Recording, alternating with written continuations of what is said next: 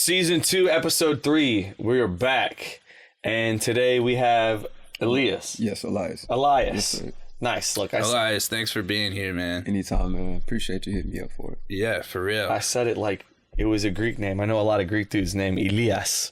So It's Wait, how do you- palatable across the culture, man. Yeah? You know? Yeah. I like that. It's a dope name, Elias. You don't meet an Elias or Elias every day. Yeah, like I have a great uncle who only speaks Yoruba, so the way he pronounces my name is exactly what you did. So I take zero offense to how my name is pronounced. Oh, that's dope. I feel the same way. I get called Basil, everything. I was gonna ask you how you're supposed to say your name. Grecko. In Greek, it's Vasili. Oh, that's powerful. A B is a V. That's right. In the English side, it's Alpha Vita. You know, it's not actually pronounced Beta. But so wait, you said Yoruba, Yes, which is spoken in where? Nigeria. In Nigeria. Yes, sir. Nice. So you're of Nigerian descent. Oh, I'm like 100%. Yeah. That's dope. Born and raised in the States, though. Yeah. Nice. You're like second. born in Abuja, raised in the States. Oh, Raised in so you're first generation. Yes, sir. Dope. Yeah. So wait, when did you move to the States? 2 years old. When you were 2. Just 2, man. Nice. And where to? Inglewood, California. Inglewood. Yeah, shout out Inglewood. Inglewood. Always up to no good. Word to Pac. That's what's up. Yeah, man. Growing up in Inglewood as first generation immigrant, had its challenges, but man, it was fun. It was fun. Like the culture wasn't a shock, but it was almost like I was embraced. Yeah. Wasn't very rich growing up. Didn't have a whole lot. My parents worked very hard. Yep. Typical immigrant story, honestly. Yeah. But we made the most of what we had, and we turned clay into gold, honestly. So That's dope, dude. really got my start with music at West Angeles church near Inglewood. Pastor Bishop E. Blake, and that church has some killers in the band, man. That's We're awesome. talking Mike Burrell, Jimmy and Mike Newble, Eric Walls, like just big influential hitters. And Shout to your squad back at Inglewood, huh? So how long was you out there? man, I was in Inglewood probably age 2 to age 20. Oh, nice. Oh, dang. Yeah, so What like, brings you to the States, to the Carolinas? Oh, NCCU, shout out to my alma mater. Went there for clinical psych. Graduated in 21. Should have went there for music though, honestly. yeah, if y'all don't know, Nice. that's Central, right? Yes, sir. Which is Yes, out sir. in Durham, North Carolina, and probably one of the best music programs. Yes. in the Best- country. That's one of the best jazz programs in the country. Awesome. Yeah. And you went there for psych. Yes, sir. Dude, Clinical psych. this podcast needs to be a double length. We can man. talk to you for a hot minute. Yeah, I can always So, come. but your family's out here now. Yeah, my family. So they travel with you, or what? They were actually, they got out here while I was still a senior in high school. Okay. So my parents got different real estate opportunities. They're both in the real estate. Cool. They moved originally to Whitsett, North Carolina, which is a city right outside of Burlington. I know where Whitsett is. Very nice. Yep. I ended up staying in LA for a little bit, wanted to figure myself out after high school. Spent my freshman year at Cal State Fullerton. Cool. I was playing basketball at the time. That's what's up. Yeah. Came to NC, really didn't have much of a plan. I had a partial academic scholarship to Central, and I was like, you know what, I'm just going to go to school and do something that's going to be conducive to a decent future. An eclectic dude. Basketball, psychology, and you play the bass. Yes, sir. That's what's Yes, up. sir. So I'm sure, like, being an immigrant and coming here, like, there was a lot of pressure. Like, is that part of the reason you didn't want to study music, or you want to like, maybe have like a more steady career in like in a different field? I wouldn't say a fear, but I'll definitely say a heavy anxiety. There's always pressure as an immigrant when you leave your country and you come to the States to do something conducive that's going to immediately generate wealth for the next generation. For sure. And so even though music was always my passion, I had a fear that my family wouldn't agree. And it ended up being like a weird fear because they were so happy that I chose music. They always known that I loved it more than anything else. They always knew that that was what drove me to do anything. So just to have their support was what kept me going, honestly. That's a cool thought. I mean, like, you know, I hate to say it, but in a lot of ways, American born, you know, who they've been here for generations and generations, it kind of, I don't want to say spoiled, but we take a lot of that, you know, a lot of what you're saying, how hard you're going to hustle, how hard you need to hustle, for granted based on privilege or whatnot. But to be a musician, in a lot of people's minds, it's a long shot, right? You're either going to be, you know, a poor struggling musician who loves it, or you're going to be rich and a millionaire, you know? I think for me, man, I just didn't want to become a musical prostitute.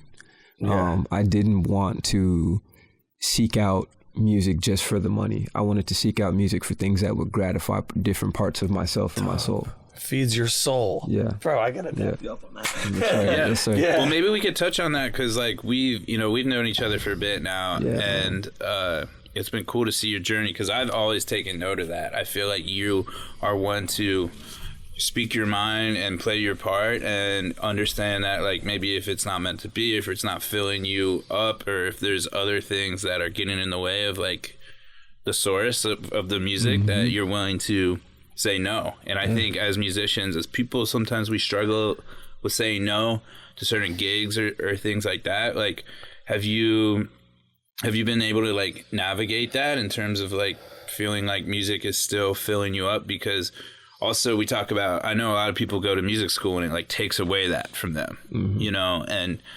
navigate like having a career and like maintaining your passion. Like, how have you done that? I can honestly say choosing clinical psych as a major played a major part, because seeing all of my friends in the jazz program, I felt like that one really good player on the bench that just couldn't get in the game. And I was like, yo, put me in, coach, put me in, you know. And so the passion for music just became so much heavier. The hunger for music and the hunger to make music that people would want to cling to 40 years from now became my driving force. Like, and I love the point that you mentioned. I do have my seasons of burnout.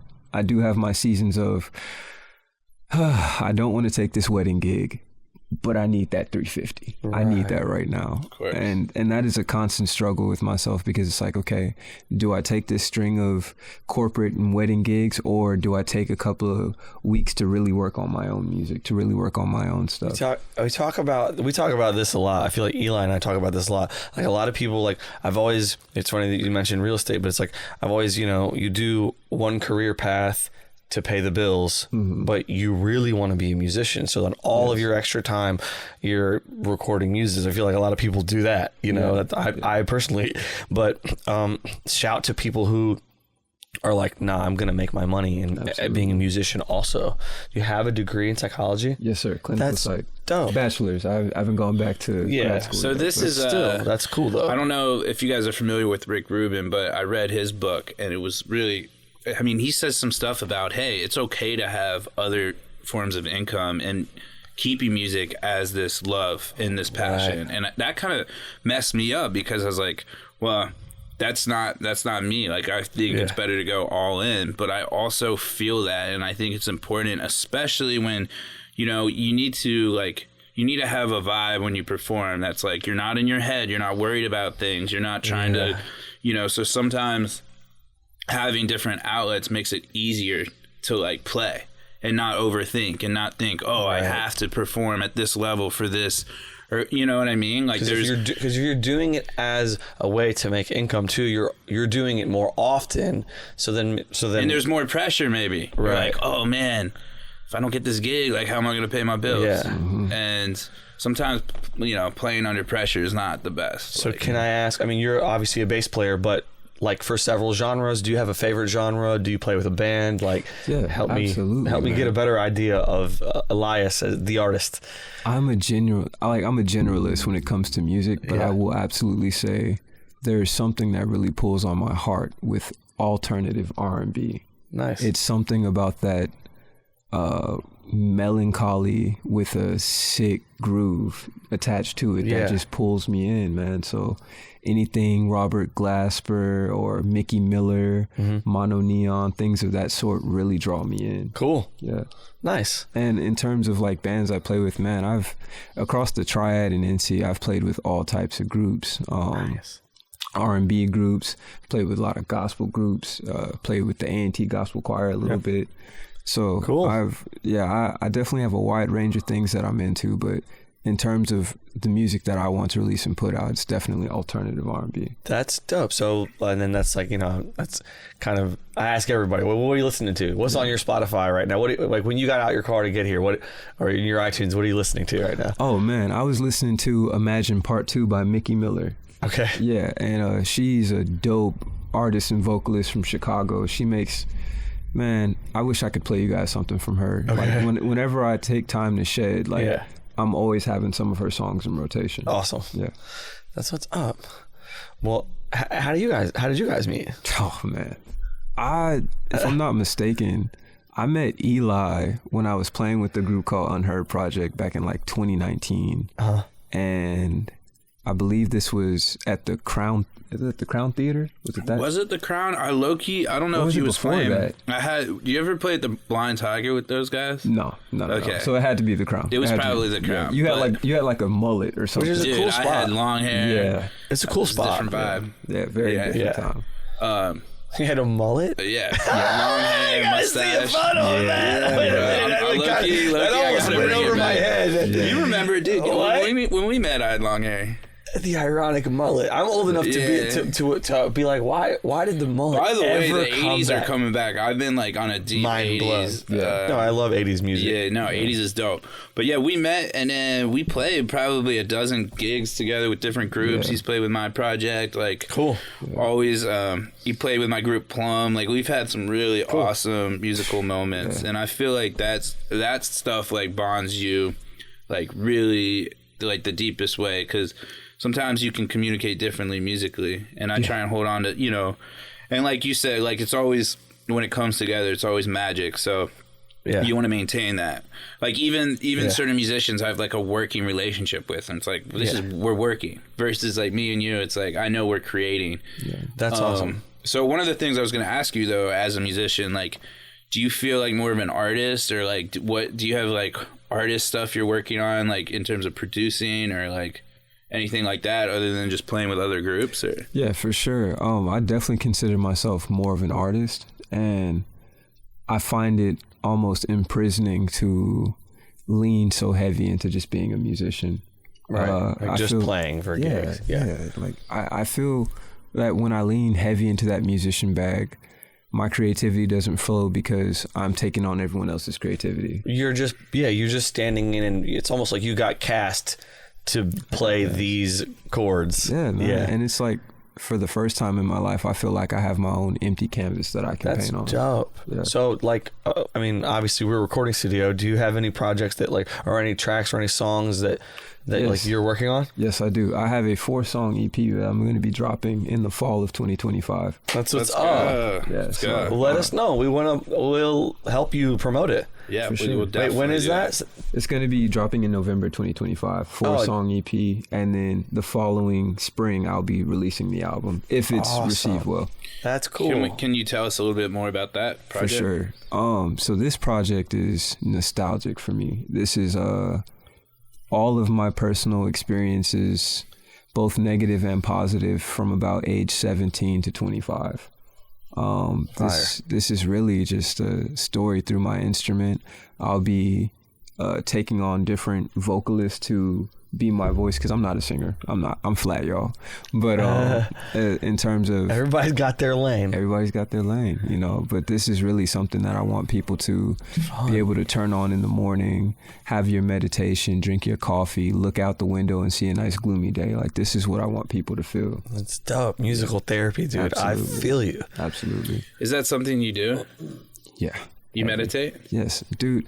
I'll say for me, meditation is prayer. Like, everyone's meditation is different. You know, some people's meditation is playing sports. Others could be vices, but I would say mine is definitely prayer. Like, every morning I do this thing called consecration, where I'm not on my phone, I'm not checking text. The first thing I do is I open up my word and I pray. And everyone prays differently. I straight up talk to God like He's a person. I'm like, hey, I kind of been struggling with this lately. Can you help me out and give me some guidance so that I can be stronger today? That's dope. And so many religious backgrounds, that's important. Oh, Having your own, everybody, I feel like the major religions of the world is someone's firsthand experience with God. But whether you're Christian or Jewish or Buddhist or whatever it may be, everybody forgets to have their own personal relationship with God, right? And that's the thing, man. I've never claimed religion. I've never claimed Christianity. I claim myself to be a noticed believer. The cross. It's dope. Oh, yeah. Thank you. Yeah. Thank you. My uncle got this for me 2 years ago. Yeah. But yeah, I've never claimed to be Christian. I've always claimed to be a believer. I love and a that. follower of God,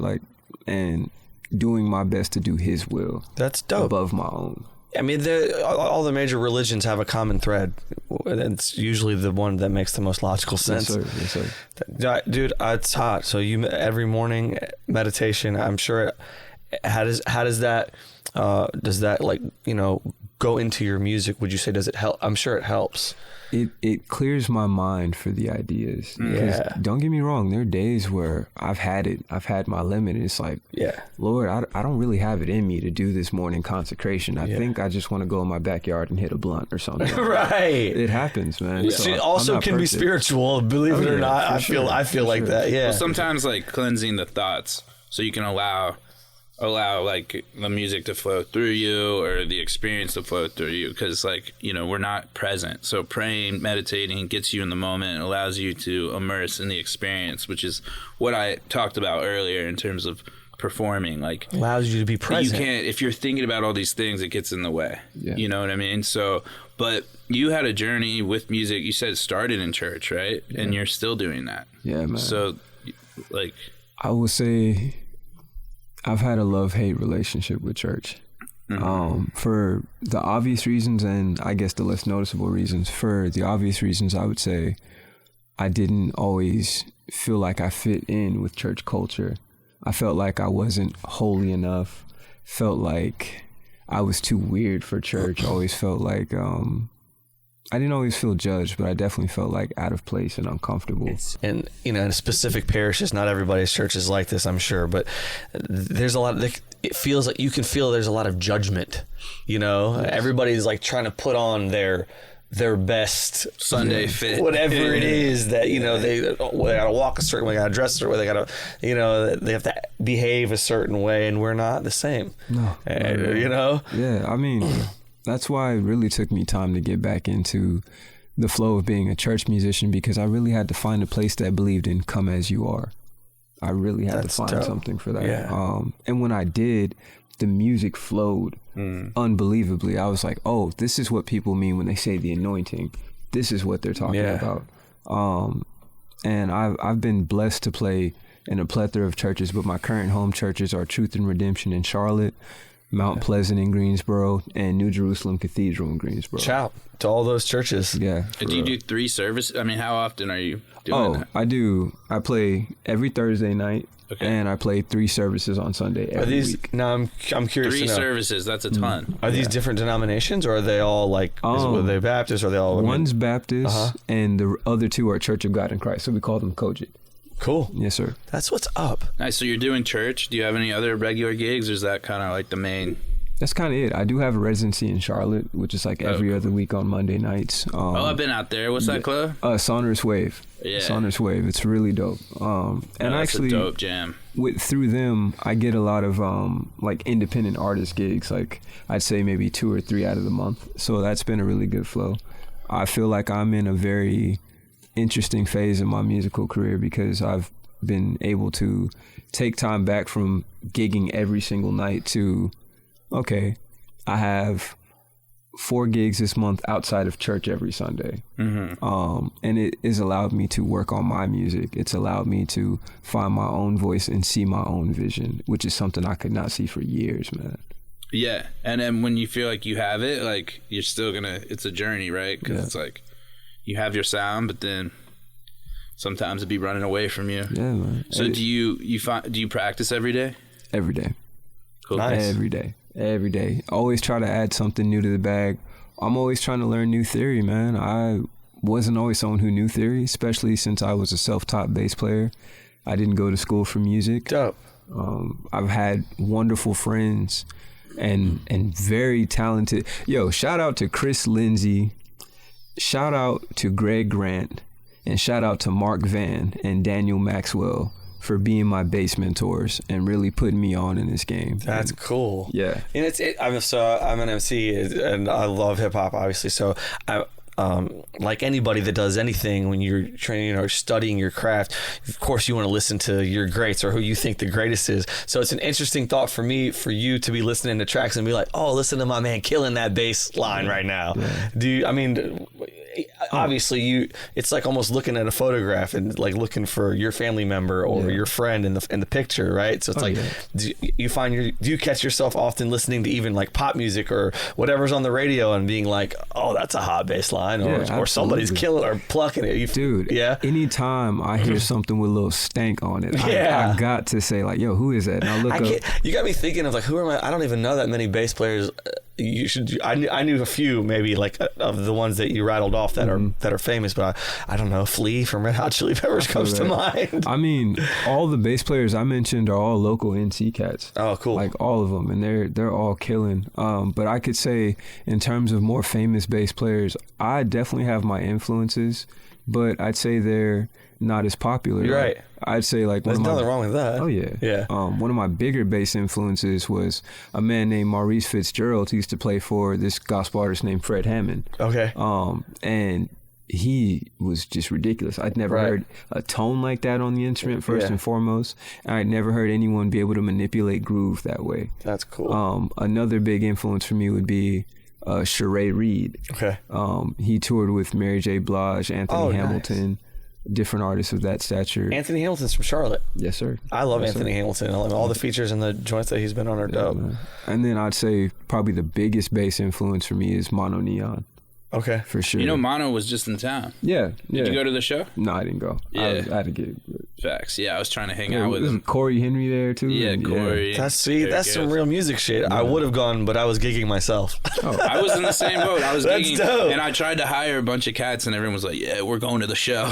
You're like, oh, well, good for you. I was like, okay, whatever. My show's better. I'm just playing. But, yeah, Mono's cool. I've seen him a bunch. I mean, he embodies being an artist, you know, staying true to yourself. Absolutely. And knowing you now for a while, I could say you do the same. So man, I appreciate that. Well, from the jump, dude, not to judge you in a good way, but you have a very calm, positive aura that counts like a calming countenance about you. Thank you, man. I appreciate that. Yeah. I mean, like you're younger than me. Old soul. Yeah, old soul. Yeah. I like that. Oh man, I get called Unc by all my friends all the time. I'm only 26, dude. So that's great. It's a gratifying feeling for people to feel comfortable around you, for people to feel safe around you.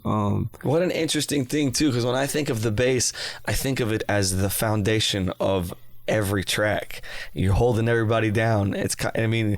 Literally, but I guess you meditate every day spiritually too. You're foundation. Motherfuckers can lean on you. Yeah, you know, and you know that wasn't always easy because I couldn't always lean on myself. Yeah, and when you are in a mental place where it's hard to depend on yourself and lean on yourself, the music will not follow. Totally. It will not follow. Well, you got to put yourself first, and you got to remind people this too, because, you know, as a caring, giving person, you still have to show up for yourself first. Yes. Right. And then if you're not confident, it's going to show in your playing, you know, and you want to be around people who are going to make you feel comfortable on the bandstand, who are going to put you in a place where you can be yourself. Yeah. Exactly. You know what I mean? Exactly. So, you down to play something? For sure. Yeah, sure, we should do that. By the way, for y'all who aren't watching, I mean, this is a Marcus Miller bass. You want to tell us the story about this bass? I'm always curious about that. So this is I want to say Sire V7 Marcus Miller 5-string jazz, and this has been my bass since about, I want to say 2022. Funny enough, this was gifted to me by one of my pastors, whose name is Ronald Glover. He's played with the OJs back in the 70s. Oh, Backstabber. Yeah. Nice. Yeah. Backstabber. I remember one Sunday, he came up to me and he was like, son, God has blessed you for whatever reason. Your sound has elevated. I'm going to give this to you so he can continue to use you. That's so And, dope. yeah, so Beautiful. this is my Very go-to bass. Like I It's take beautiful. this everywhere. Thank you. That's man. awesome. I love hearing stories about instruments like that. Yeah. Yeah. So I guess I could give y'all a little something, but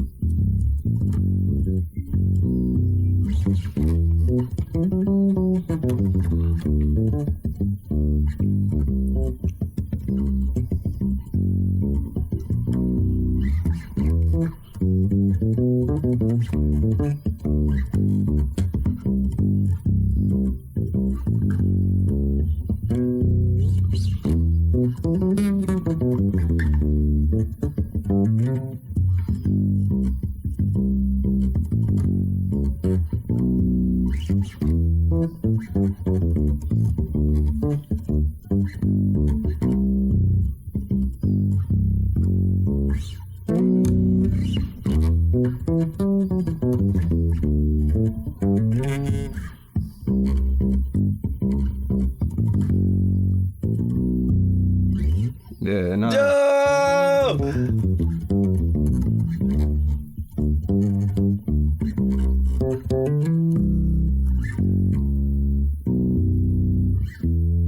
Yeah, nothing crazy. Fire! That Yeah, was man, fire, dude. Yo, that was dope. sir. Really? Yeah.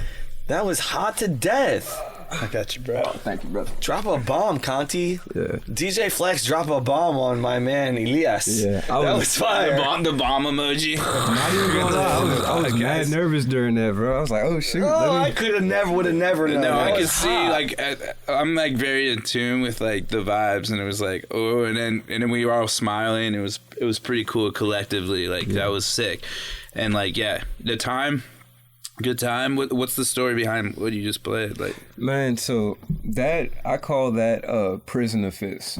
I call that, yeah. So like I always used to work on different motives for church, different things to make movement easier since I didn't know a whole lot of theory. So Yeah. the way I learned theory was through arpeggios, circle of fifths, circle of fourths, and like flat sevens and things like that. So that song came to me at a time where I was working a job I hated. I think I was working like a Harris Teeter distribution warehouse job. I was Right. working in the freezers. I feel you. Like shift starting at 10, ending at 9 a.m. Like it was horrible. And I remember getting home from work one day, still wearing my work clothes, and I was just like, man, this is a prison, like a prison of fists. And I just started playing way, I that love gym. that. Yeah, man. Sometimes those jobs will make you feel like it's like choking your soul, it's stifling you. Yeah, dude, it was like being able to come home from that job and pick up my bass felt like yard time in a prison. Yeah. Like I was like, okay, I can actually breathe. Like before I would have a cup of wine or Yeah. light my blunt or Yeah. go hit up a shawty. Like I would really just, I need to pick up my bass. Before I even That's- shower, I need to pick up my bass. That's dope. I think being a musician, it's like when we go through stuff, the fact that we have An outlet. our instruments to go back to is like, I just, I'm grateful Saving for grace, it. bro. I'm grateful for it, and a lot of people don't have that, and I think everyone needs an outlet, whether it's, drawing or the gym or whatever it is your thing. It's just like when we go through life and you find that, and then you develop it grows with you, like. Yo, that was fire. Is that going to be on your 2025 EP? It's not. I think. Oh, I'm Yeah, checking it's- for we it. gotta I'm get already it's not. checking for it. 2016 though. I'll be honest. I have not played that in front of anyone. I've not played that in front Can of I tell you how anybody. fire I think it was? I'm not even just blowing up your spot. I could hear. I'm ready for the rest of the song. I thought you was about to rap. I was ready. appreciate I was that, right man. to it. I'm Oh, literally I'm like, man. where's the drum line?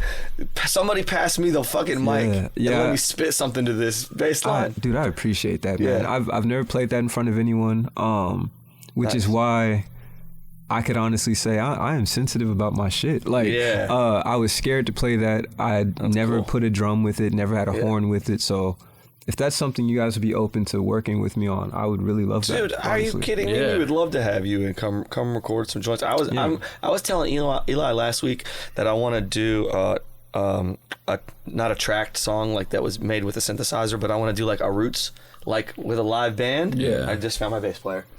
Oh, for man. sure. Yeah. No, I mean, I love bringing to life like the fact that you came here and you gave that, and like we're a studio, right? So it's like I love projects, and I think that would be sick. Like, you know how it is when you're like your musician mind starts to like rattle off all these ideas. You get 3 musicians in the same space, and you just like wait, were you writing a sax? Yeah, you're writing a sax part. I'm like, oh, now I hear like the cello or whatever. Like, but you gotta like not overproduce joints. But that's cool. That's your writing, and I find that writing as a bass player is like a great place to start too. Yeah. Dope. All right, so we're about wrapped for time, but Elias, dude, you are a deep dude. Elias. I keep calling you Elias. Look, I made you Greek. Either or is cool with me, brother. Elias. I love being palatable across cultures. That's what's Elias, Yes, dude. Do you want to leave our listeners with anything? Like, Yeah. Honestly, be true to you. And I know that's cliche, but I really mean that. Despite the face of shame that people try and give you, despite naysayers saying things that you can hear behind your back, just stay focused. Stay focused on you, because at the end of the day, no one's thinking about you as much as you are about yourself. Stay true to yourself, and it will pay off. It was a pleasure, dude. Thank you, man. and where Appreciate can that. people see you like next? Church, come to New Jerusalem on Sundays, come to Mount Pleasant on Sundays, come to Truth and Redemption in Charlotte on Sundays, come to Sonorous Wave events in Charlotte. I'm around. Yeah, I'm at No, festivals we're gonna too. have to do something together too now. For sure. Just let me know, I'm bro. excited. You got me. You got me and Eli pumped. Yeah, man. Killing it. All right, Thanks man. for having me, y'all. It was a pleasure. Thank you. All right.